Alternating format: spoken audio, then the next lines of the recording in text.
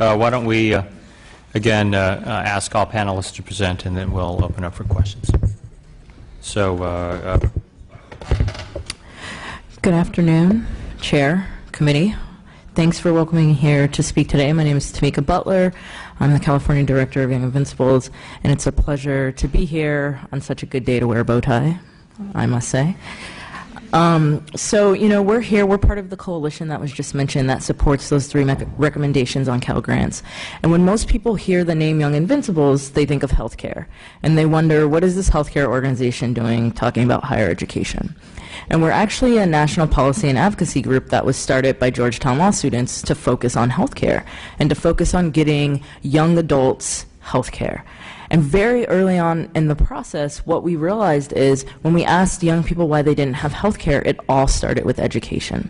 The organization was started in 2009 when the recession was hitting us hard. And when we went to young people and said, why don't you have health care? They said, well, because I don't have a job where I can get health care. And when we said, well, why don't you have a job where you can get health care? They said, because I got this degree that I couldn't really afford. And so then I went back to school and got a second one because that's what everybody told me I had to do. And college is expensive. I can't afford it. And so when we talk about the cost of higher education, we too talk about affordability because that is more than just the cost. I graduated from Stanford Law School in 2009 and I had friends who couldn't get jobs because the recession was so bad. Our generation is the first generation that stands to be worse off than our parents' generation. So while my parents were attending, school and, walking uphill to that school both ways in the snow and being, able to work a summer job and then pay for their car, pay for their education, take some fun classes that didn't necessarily go towards their degree, but as my dad says, allowed him to meet some pretty girls. They could do all of that, but we can't afford to do that. And we can't afford to do that because the cost of school has gotten extremely high. We're more likely than any other age group to be unemployed, in many cases twice as likely. We're more likely than any other age group to move back in with our parents. And while for some of us that's a really sweet deal because mom does our laundry and folds it and buys milk for us, for a lot of us that also means we're contributing to the household income while we're also trying to pay for school. And so with all of these extra costs, just thinking about, money that's paying for tuition isn't always the most helpful and isn't always the most, the most appreciated way for us to really be able to afford school because it's not fully taking into account some of the other things that are happening. In particular with Cal Grant B, when we talk about, not starting aid until the second year of school, for many of the students we talk to, and that's why we're here to talk about the students we talk to, we do a lot of work where we go around the state just listening to students. Year 2 is too late. By year 2, they're already lost. They're already defeated. They already couldn't afford it. And so they don't know what to do. They don't know where to go, and they think, I'm just going to get a job. And because young adults are so important, we are the future. And because that is true, we don't need to lose young adults before they even get to that second year. The Cal Grant system, while we have more students applying than we have grants for, which is why we need more access to these grants, we also have a lot of students who feel like it's confusing, who feel like they don't understand what's A, what's B, what do I do? Is this really going to help?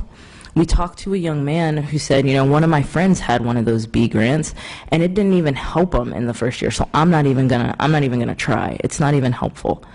And so we know that young people are hearing about it, but they need to hear clear messages and they need to know that the support is there from the minute they start. Again, we're here because we support these three recommendations. We think they're important. We've started a campaign, the Student Impact Campaign, where we're going across the state, we're convening young people, and we're asking them to share their ideas about what makes the system better. We're thrilled that there's a student here today to talk about her experience, but our only other recommendation is just to make sure that students continue to be an active voice in this process, and in particular, low-income students of color. Because the students who, we think, well, they're low income, so they're going to be taken care of. Financial aid is still going to help them. They're not going to be left out. That's not true. As the chart that was just shown highlights boldly in red, the students with the lowest income are also the students that are hit hardest. And because those students are hit hardest, they need support. And so we want to make sure that their voice is constantly in the room, that they're constantly being heard, and that they're part of this process to make the Cal Grant system better. Thank you. Next, Mr. Jackson. Thank you. Thank you for the opportunity, Assembly members, committee. My name is Orville Jackson. I'm a senior research analyst with the Education Trust West. We are a statewide research and advocacy organization focused on promoting high achievement for all students across the state, from pre-K to college. So we've talked a lot about college affordability. Our focus really here is on, in our research, is on the transition from secondary to higher education. And that's really been the focus of our research for the last couple of years. We've now published 2 reports, one for the class of 2012, one for the class of 2013, looking at application rates for financial aid by high school across the state to identify the percentage of students who are completing a FAFSA and completing the 2 steps that constitute an application for Cal Grant. First, completing the FAFSA, or in most recent year, the California DREAM Act application, and then the second step, the GPA verification. Now, what we see is, what we know from the research is that applying for financial aid increases the likelihood that a student will actually go to college, and also the likelihood that they will complete college once they're there. So this is a really important gateway to the future for students, and these applications represent a very important step in the process of improving their life outcomes. So it's important to get students into the pipeline and get them in early. Now, when we looked at our research, in the first year for the class of 2012, we saw that only about half of the seniors in California's public high schools actually completed a Cal Grant application. We were pleased to see that that percentage went up in the most recent year. So the class of 2013 completed at 8 percentage points higher. So 58% of those students actually completed a Cal Grant application. But it still leaves a whopping 42% of high school seniors across the state who simply didn't apply for aid. And when we look at why students are completing at higher rates, when we look across the state at practices that are helping students get their applications completed, we see a number of things, a number of sort of consistent patterns in the places, in the schools and the districts that are doing the best at getting students into the pipeline for aid. So one key aspect that we've seen is electronic GPA submission, and we're appreciative to Assemblymember Ting for sponsoring a bill that will require all schools to submit GPAs for all students. We realize that many schools across the state are submitting GPAs electronically already. One of the big questions is, are they doing that for all students? We don't want to leave any of this up to chance or any sort of haphazard circumstances and allow students to fall through the cracks. The second thing that we see is that schools and districts where the application rates are the highest are the ones that build a long runway for students. They start to talk about college and college aid early, often in the freshman year of high school, and they get students to think about and plan for college along the way. And so they set these interim benchmarks. And one of the ways that they're supported in that is through the CalSOAP programs and Cash for College programs. These programs have been remarkably effective at getting students into the pipeline for aid and engaged. And one of the things that we've seen is in some districts where they've expanded the use of the Cash for College workshops and also switched to submitting GPAs electronically, they've more than doubled the number of students who were offered Cal Grants in a single year. So some really remarkable outcomes. I apologize, so I didn't bring copies of our reports, but I'll make sure that your staff members get them. So I guess in closing, I will just say that We think it's really important to get students into the pipeline for aid early. We've identified some of the best practices, and we're appreciative for the sponsored legislation that could help lower some of these barriers for students.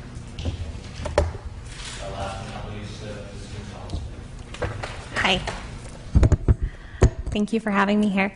My name is Christina Gonzalez, and I am a student at Sierra College, Community College in Rockland, California. I'm a first-generation student as well as a single mother and the sole provider of my son. I will be transferring to Sac State in the fall, which I'm pretty excited about. I'm also one of the lucky ones to receive the competitive Cal Grant B. I'm also receiving the federal Pell Grant, and I have to say that the financial aid has been detrimental to my education. I would not have been able to make it this far if it were not for the grants, and I know this for a fact because I originally attended Sierra College in 2004. I only enrolled in one class. I was actually working full-time as well at a mortgage company. And by the end of that semester, I just had such a difficult time trying to balance family life and school and full-time work. And I wasn't on any financial aid assistance at this time. I didn't even know that financial aid was actually available to me. So at the end of the semester, which I actually finished a class with a C, which was not good enough for me, I felt that I had to make a choice between continuing my education or working full-time. And as I mentioned before, I wasn't aware of the financial aid that was available to me, so the logical choice seemed to work full-time, which actually ended up not being a very good decision because I was in the mortgage industry and ended up actually losing my job in 2007. The mortgage crisis happened, and I found myself on unemployment. My only experience was in the mortgage industry, though, so I kept looking for mortgage jobs, and I felt like I was jumping from sinking ship to sinking ship, trying to stay afloat. And pretty much the mortgage companies ended in the same fate as the first one that I worked at. So after the third time of being unemployed, I was sitting down and doing my finances, and I was so frustrated, and I found myself so angry because I was poor, and I was tired of being poor. And then I started thinking I could never really remember a time when I wasn't poor. I thought of my mom and how she was a single mother as well, and tried to support my sister and myself on the measly income she received from her 3 jobs that she worked. And then I thought of my son and his future, and his possible children's future. And it was really important to me. I know that there's a correlation between poverty and lack of education. And so it was really important to me to break that cycle of poverty that seemed to be occurring in my family. And so I decided to commit to college in 2010, and I was still on unemployment at this time. A friend of mine had mentioned the Pell Grant, and so I applied for the Pell, and I was actually able to get a job on campus as well at Sierra College as a student worker. And so I was able to get off of unemployment, which was great for me. It was still kind of challenging, though, because as a student worker, we're only allowed to work a certain amount of hours per semester. I got really strategic as far as my budgeting went. I put aside the money from the Pell and kind of dedicated that towards rent, but there was still the income that I was receiving from my student position wasn't exactly meeting all my bills. There was sacrifices that had to be made. Sometimes that would be clothing, sometimes it would be food. But most of the time it was utilities, actually.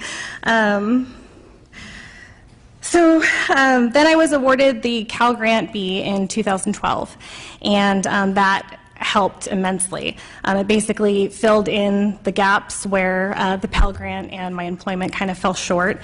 Some stuff that the Cal Grants helped me with is, paying off my utilities, food, clothes, supplies, school supplies, books, Also, in emergency situations, I do have a vehicle. I'm fortunate enough to not have a car payment, but the vehicle that I do have was given to me by my grandfather, and it has over 360,000 miles on it. So there was a lot of work that needed to be done, needless to say. So the Pell Grant has definitely helped me in that situation. I'm extremely grateful for the Pell Grant because I believe it was that additional funding that allowed me to minimize my time at Sierra College. So with that said, I am a little fearful of my future. When I do transfer, I will find myself on unemployment again because I can only work at Sierra College as long as I'm attending Sierra College. I don't want to have to resort to student loans, but I'm afraid that the unmet need of living and school expenses will be too great for the Pell and the Cal Grant to meet. In an ideal situation, I would be able to dedicate more time to school so that I can minimize my time in college, get my degree, get a job, and be able to pay for college for my son so that he doesn't have to worry about financial aid assistance. And freeing up my grant so that somebody else so it could go to somebody else who may need it. I would love to become a productive member of society, so if there were any way to increase that funding of the Cal Grant, I know that would definitely help me. And if not me, then maybe somebody else. That's it, sorry. Thank you for sharing. All right. Questions from the committee? Why don't I start? Ms. Cochran, thank you very much for your analysis. Certainly, analysis puts numbers into perspective, and your analysis as to the affordability of college and the affordability of debt is much appreciated. I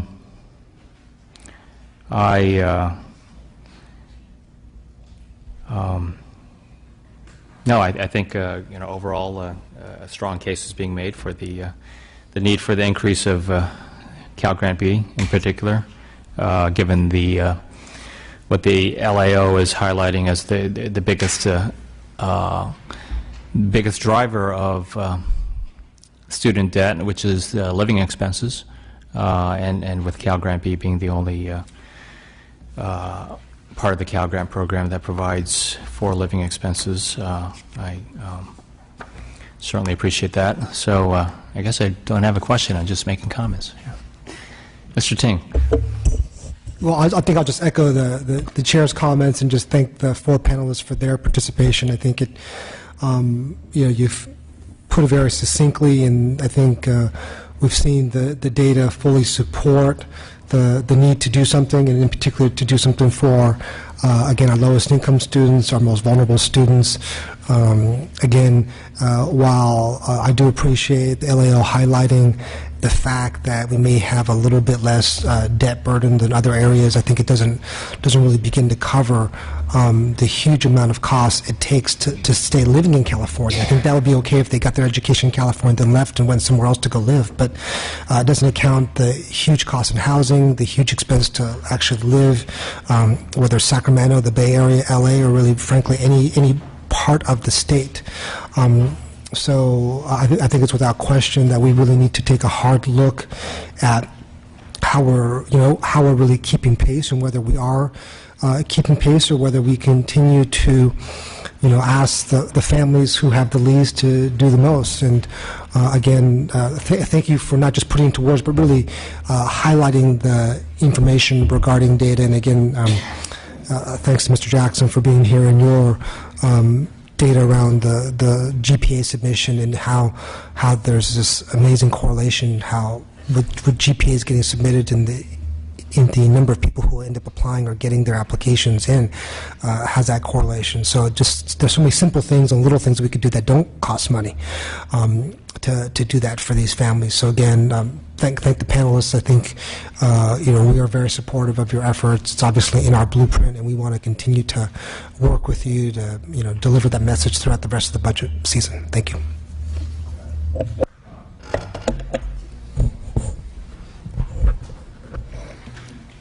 Really appreciate the discussion, especially the issue of affordability, and I also agree that Cal Grant B should be increased. But I have a couple of questions. Ms. Jackson, you were talking about amount of students that are applying for college and FAFSA. What do you think would be an appropriate number of high school students applying for college? That's a great question. We don't actually have a lot of data on the number of students, the proportion of students from California that actually do go on to college. The most recent data that we have on that is from, I believe, the 2008-2009 year. It was a sort of one-time analysis that the Department of Education conducted, and the proportion, I believe, was about 74% of students who actually went on to some form of post-secondary study from across the state. So 74% of graduates. Historically, what's it been? I mean, if you look back, 1900, 1910, 1920, if you ran it out, what percent of high school graduates would actually go into a college? Has it been going up, down? It's a good question. We don't have a lot of historical data on that, but it has, I believe, been going up. Because I think actually, what we're looking at is in a more competitive world market and looking at ensuring that our members of our society are competitive in new technologies. There's a lot of different tracks to success. And so I'd be interested in seeing, what happens after high school, I think. Because, some people actually like to go into trades. As you know, I ran a school for 7 years, and one of the most challenging things with sophomores is tell them, hey, you got to take that PSAT. It's really good to take that test. You need to be thinking about it, and then telling parents, and even getting to write the check. I actually had chambers of commerce and Rotarians give money to the kids just to take the test. And then when you go to the FAFSA, one of the most challenging things I found was the student may want to do it, but parents, the whole issue about what's on their tax return. I mean, you're talking like pulling teeth in making the deadline. We used to actually throw, because you could get it in right at the, I forgot, was it midnight in January, whatever the day you get the thing in. We used to have all our computers fired up at midnight with all the students there applying, make like a big pizza party, everybody apply today, but it was hard, so that's why I asked the question, how many actually want to go? Because I think there's culturally a thing we need to discuss on the money going in there, because I think that's actually the challenge as far as getting people to do that. How much are we plussing up the budget? I know your recommendation says increase the Cal Grant B Access Award, which helps low-income recipients limit their work hours and focus on their studies. By the way, I worked 20 hours a week or 30 hours a week when I was going to school, and also worked and did all that stuff. But I think work's good. Kids get out of there quick. I made my daughter do it. She got out of college in 3 years, 2 quarters, because she had to pay it all on her own. So working is not a bad thing. It's good for them. All of my kids have college degrees too, so must have worked. How much do you want to plus this up? Somebody said a speaker put in a budget in December, or somebody put. How much did we plus it up? In terms of the Cal Grant B Access Award in particular, the budget blueprint that was released didn't have figures in there. It was more of a kind of a guidepost, I think, for the for a budget plan. I believe Mr. Ting's bill originally it would have increased the Cal Grant B Access Award up from the current $1473 up through $6,000 and so dollars, whatever it would have been indexed with inflation, and the initial cost was about $700 million. I remember the $700 million. That's why I was asking the question. What do you think is an appropriate number? Because I think there's consensus up here. Everybody wants to help the student on B, but you know, how big is the pie? What number should we as members look for? You know, I think really that's a function of how much is available. I think we're all expecting that there might be new money available coming this spring, and I think this would be an ideal place to put it. Certainly, you know, research does actually show that some amount of work for students while they're enrolled in colleges can be helpful. It can kind of help keep college on students on task and more focused. I think where it starts to become a problem is when their reliance on work is so heavy that it interferes with their studies, or the scheduling of their work shifts, you know, interferes with their ability to get to class, and that's what we'd like to avoid. You know, if it can't be $6,000, if $700 million is not deemed affordable by the committee, then, you know, we could talk about what is affordable and acknowledge that there are choices that have to be made about how we fund higher education and who we fund. Certainly. My point is, I think we need to look at the requirement and not throw all the emotions in it and then come up with a number.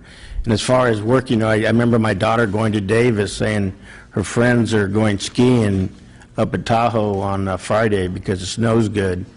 And I said, well, I guess you get to work on Saturday and Friday, you get extra hours. She didn't get to go learn how to ski, but she got out of Davis in 3 years and 2 quarters. As you can tell, I'm very proud about that. So the other thing is, as far as B, it's at 2.0. If we were to show move to 2.2, would that upset anybody? For the student, what do you think? Is 2.0, 2.2? If we were to kick that up, double it, I mean... I don't, sure, 2.2. Yeah, because that's not a big number. I just wonder, where did 2.0 come from? You know, I'm not sure historically where it's come from, and I think it would be interesting to see the data on who that would really affect. I think when the governor proposed a few years ago increasing that 2.0 to 2.75, just for context, that would have cut out about 43% of all Cal Grant B recipients in the state from eligibility for Cal Grants. So, you know, I think we need to look at who's affected by any particular cut, or what a policy change might look like in effect.